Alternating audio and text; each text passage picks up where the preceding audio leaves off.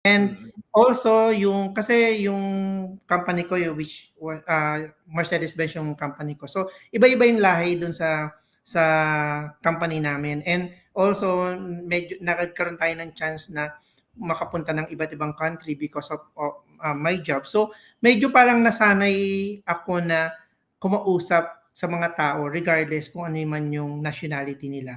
So naging malaking tulong sa akin ngayon kasi nga nakikipag-network ako, right? So minsan hindi lang naman puro mga Filipino groups yung network natin. Syempre Mm. regardless kung anong lahi kasi Mm. charity naman, right? So anyone can donate Open for anyone, no?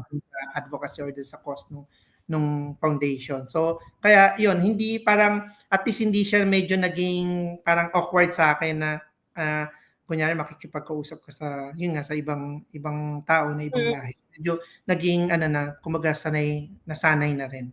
Mm. Yes, nakakatuwa naman. Pero very important yun, yung collaboration with different Communication people. So, skills, no? yes. Mm. Isa lang din sa curious ako, Sir Adrian.